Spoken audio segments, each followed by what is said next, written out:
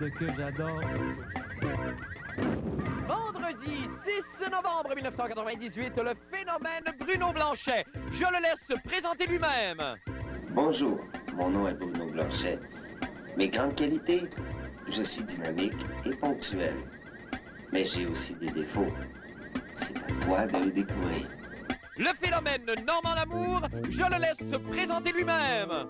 Bonsoir, je suis Laurent Lamour. Normand Lamour. Mes plus grandes qualités, je suis dynamique et ponctuel. J'ai aussi des défauts, mais c'est à toi de les découvrir.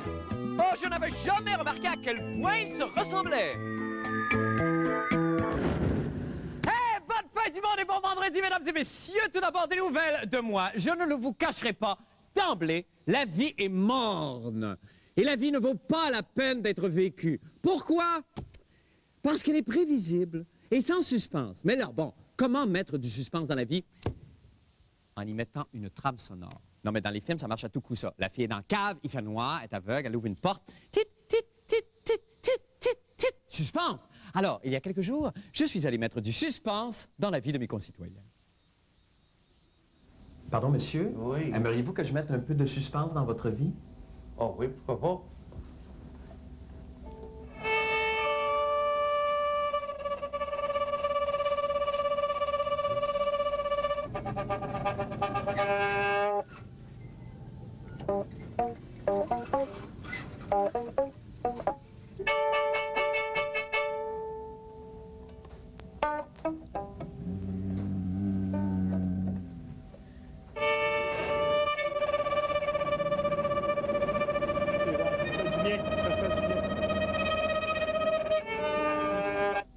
Faisais ça, OK?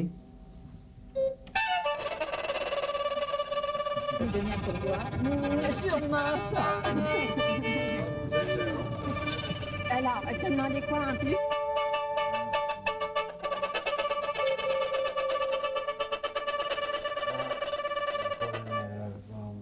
Il y a une erreur dans le montant?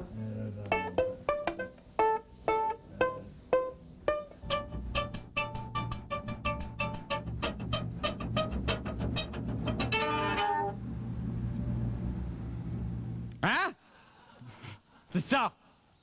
On change, hein? On change vite à ces changements de saison, c'est effrayant. Ne vous demandez pas pourquoi, en même temps sur la rive sud maintenant. Bon, pour les nouvelles de la fin du monde, eh bien, il n'est pas donné à tout le monde d'entendre un jour dans sa vie un message de Dieu. Et ce soir, j'aimerais vous faire partager le témoignage d'une personne qui, elle, a la voix divine. Elle a toutefois exigé de parler sous le couvert de l'anonymat et non, bien, qu'on se ressemble un peu. Je ne suis pas Marc Labrèche. Oh non! Mon nom est... Attendez, je vais me choisir un nom. Ça sera pas long, je vais me choisir un petit nom. Ça devrait pas être trop long. Non. Non. Non.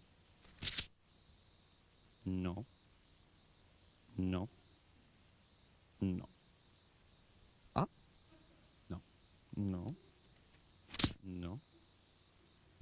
Non. Non. Non. Ah! Louis. J'aime-tu ça, Louis? Enchanté, je suis Louis. Ouais. Hey, Louis, ta feuille est ouverte. Ah, OK, c'est pas pire. Bon, un nom de famille maintenant? Non. Non. Non. Non. Non. Non. Ah, les revêtements Norlag. Ah, je suis un nom de compagnie. Non. Non. Non. Non. Mariano.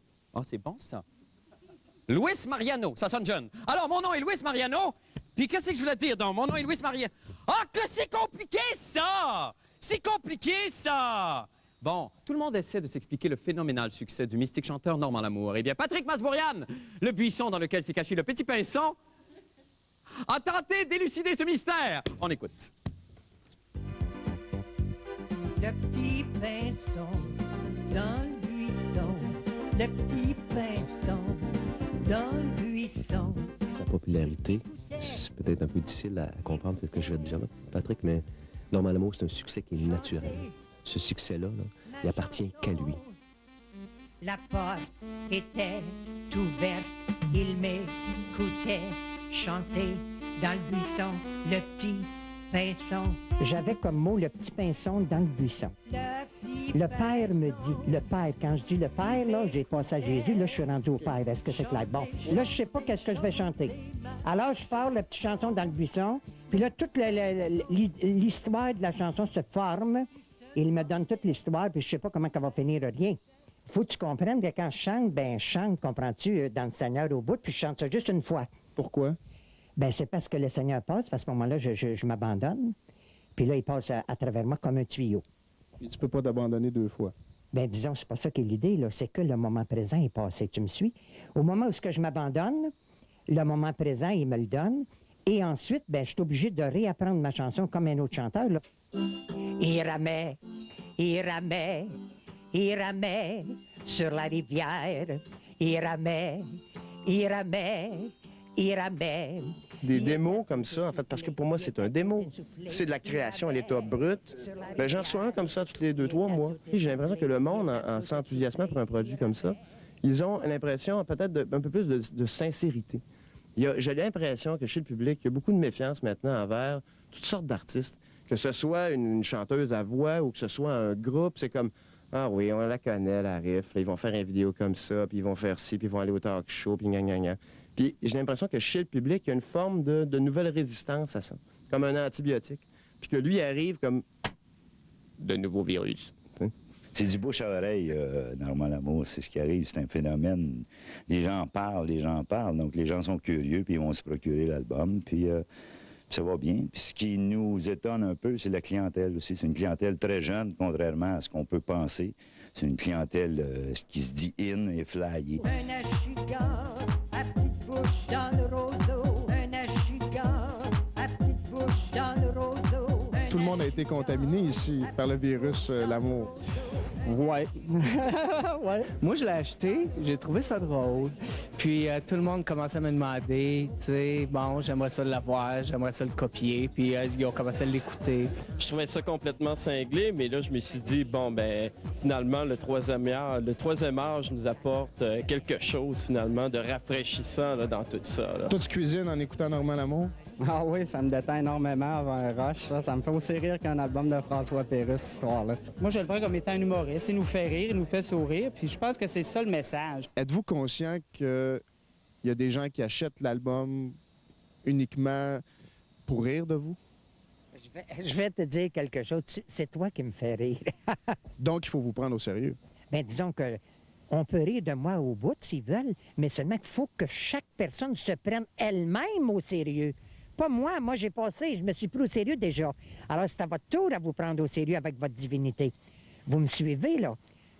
Vous avez compris, tout le monde, là, hein? Riez un peu, là, puis arrêtez de niaiser. Et sur ça, nous allons jouer avec Patrick. Bonsoir, Patrick. Salut, Marc. Bon, vous l'avez rencontré. Nous, on n'a pas eu la chance. Il est venu à l'émission, on le sait. Là, il a fait la météo une semaine. On n'avait pas eu la chance de lui parler comme vous lui avez parlé. Oui, si on peut appeler ça une chance. Là. Oui, bien, effectivement, c'est ça que j'allais demander. Est-ce que c'est quelqu'un... On peut pas mettre en doute sa sincérité, mais est-ce que il n'y a pas un peu de manipulation malgré tout là-dedans, de sa part? Ah, ben ça, on le saura jamais vraiment. Vous voulez dire au niveau business, là, à savoir si c'est un fin renard, là? Ben, genre, s'il profite pas quand même un peu sans être méchant. Ben, il en tire certainement un profit quelconque, là, ne serait-ce qu'en faisant un peu d'argent. Oui. Mais non, je pense qu'il est tout à fait sincère dans sa démarche. Oui. Et je veux dire, si c'était calculé, il n'en aurait pas fait 620 quelques chansons, puis il est rendu à presque 630. Alors, ça, c'est pas nécessaire pour créer un événement comme il l'a créé. Je pense qu'il croit vraiment à son affaire. Et voilà. Effectivement. Bon, là, il y a eu un espèce de grand boom, Normand Lamour, mais là, il y a eu... Est-ce que ça risque pas de s'éteindre aussi rapidement que c'est arrivé? Sûrement. Vous parlez d'un grand boom. Je voudrais préciser que jusqu'à présent, on a vendu à peu près 12 000 copies, ce qui est quand même beaucoup. Ça se compare, par exemple, à ce que peut vendre Plume la Traverse en ce moment. Oui. D'ailleurs, cette semaine, Normand Lamour est 12e meilleur vendeur au Québec, donc c'est quand même assez impressionnant. Effectivement, ça devrait mourir, mais en même temps, il y a le temps des fêtes. Et j'en profite pour vous annoncer qu'il va sortir un EP avec la version dance que vous avez brièvement entendue dans le reportage. Et il y aura également une chanson de Noël, semble-t-il. Alors ça s'en vient sous peu. Alors sûrement que pour Noël, il va y avoir beaucoup de ventes. On espère atteindre le disque d'or, 50 000 copies. Puis après ça, on va avoir un petit break, j'espère. Ben oui, ben là, en tout cas, il y a du monde autour qui va être bien content. Ben oui, il paraît qu'il y a assez de chansons, comme je disais, pour faire à peu près 70 albums. Fait que, attache ta tuque. Arrête de niaiser, Marc, oui, OK? C'est ça, arrête de niaiser, là. Ridon, toi, ridon. Merci beaucoup, Patrick Masbourian. Ça me fait plaisir. Nous allons faire une petite pause et nous revenons avec d'autres nouvelles. Et M. Bruno Blanchet reste avec nous.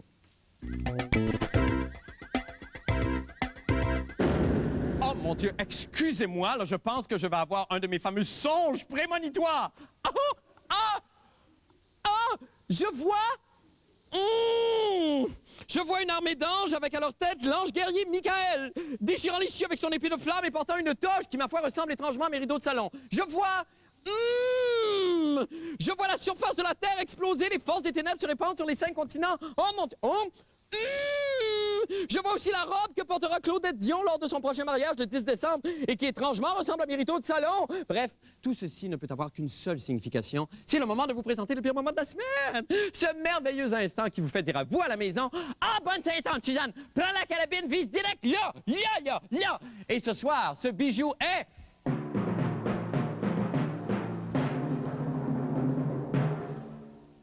rien.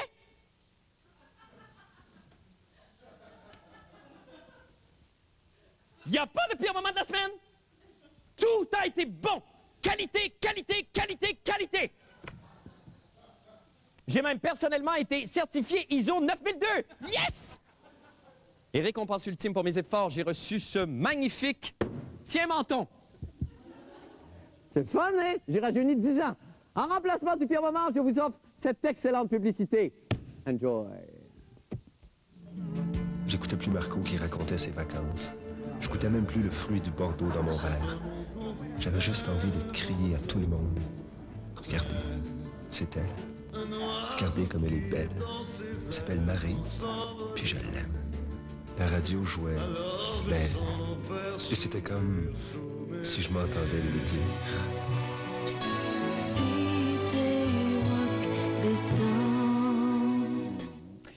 Eh bien, c'est le week-end! Et là, vous vous dites sûrement, oh non, oh que non, monsieur, no way! Plus jamais je ne me ferai catapulter par-dessus la maison de mes beaux-parents assis dans une brouette recouverte de papier d'aluminium afin de persuader mon beau-père que je suis le dieu Apollon traversant le ciel dans son chariot de feu.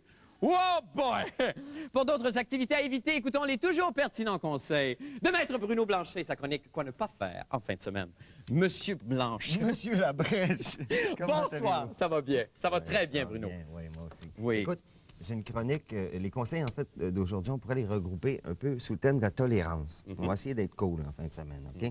D'ailleurs, ce week-end, on va essayer de ne pas être bête avec les témoins de Jéhovah, qui vous tendent généreusement leur petit papier. Parce que, dans le fond, ils vous veulent du bien. Il faudrait plutôt leur rendre sincèrement l'appareil en leur offrant un dépliant de la Croix-Rouge, par exemple. Oui. En fin de semaine, si vous invitez quelqu'un à regarder un film de cul, il faut quand même rester bien élevé et pas passer son temps à compter les punchs si vous avez déjà vu le film. C'est bien beau, les télétons, tout ça, et il ne faut pas oublier de donner aux œuvres de charité.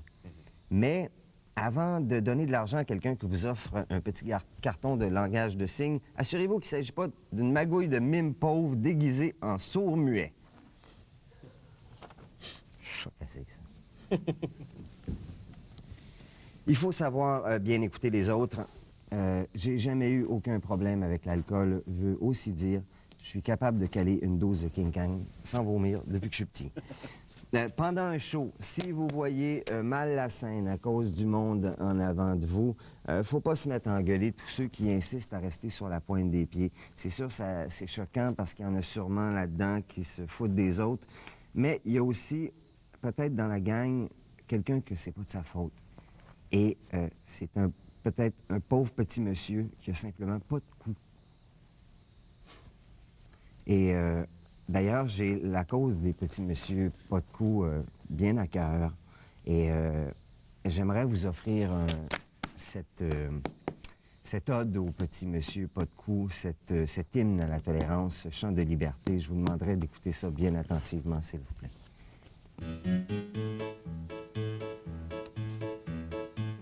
Le pauvre petit monsieur pas de cou, toujours pogné sa pointe des pieds. Y a pas de cravate pis pas de collier. Il respire mal avec un col roulé.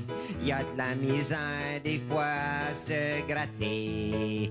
À se gratter. Le pauvre petit monsieur pas de cou, il fête Noël pis il est pas gêné. Il aime ça aller chaparanter. Il se beau d'ose, manteau liptus pis il fait semblant qu'il tousse. Il fait semblant qu'il tousse. Mais il est toujours capable de danser.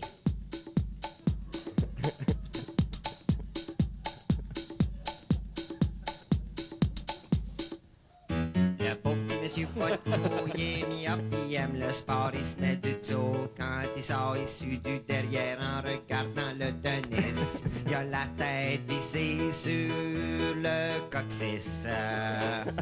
Mais il est toujours capable de danser.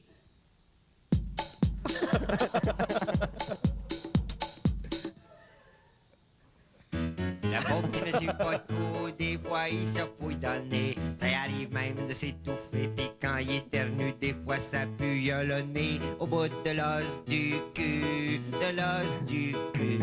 Mais il est toujours capable de danser.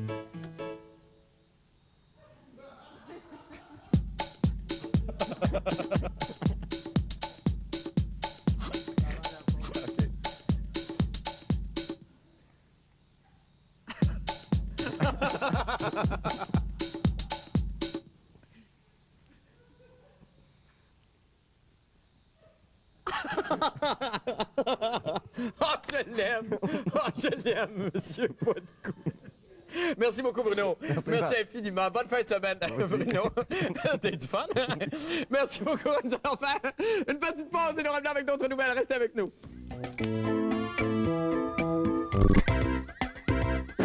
Eh bien, Santé Bien-être Canada le considère comme une des principales causes de maladies pulmonaires chez les non-fumeurs. C'est Crévenet Tétro et sa chronique des sports. Salut. Christian, bonsoir. Bonsoir, toujours un plaisir, Marc.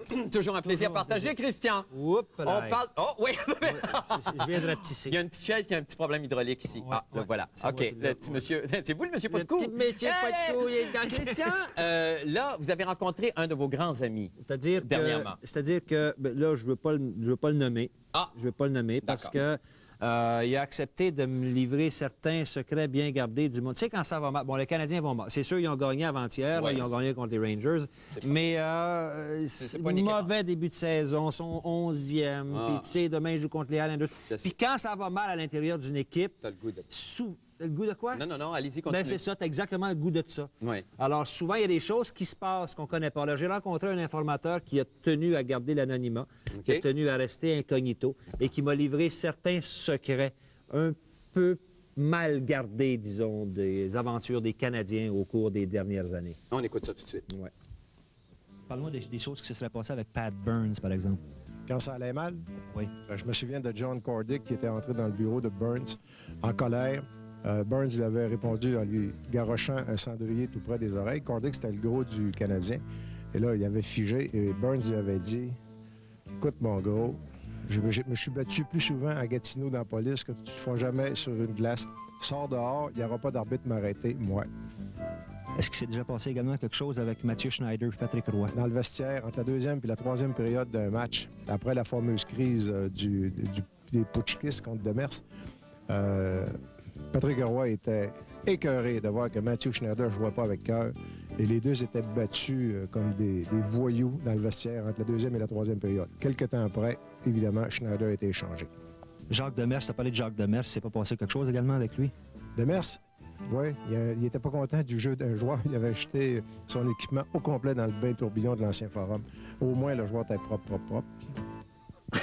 Ben, on a appris. Oui, il est rendu petit monsieur. On a appris beaucoup. On a appris pas mal. Ça prend beaucoup de courage d'un homme comme lui. Oui. Est-ce qu'on peut révéler son nom? Non, malheureusement, je ne vais pas vous dire c'est correct, qui. je respecte Il ça. tenait absolument à garder l'anonymat. Je respecte ça. Christian, il nous reste à peine un petit peu de temps, mon petit bonhomme. Oui. Petit calembour. Ah, c'est un grand calembour aujourd'hui. OK, d'accord. Alors, comme tu le sais, Marc, la barque des Canadiens va très, très mal. Oui. Est en train de chavirer, ni plus ni moins. D'accord. Pourquoi? Pourquoi? Ben, pourquoi? Parce qu'elle va mal? Parce qu'elle est peut-être en train de chavirer d'abord?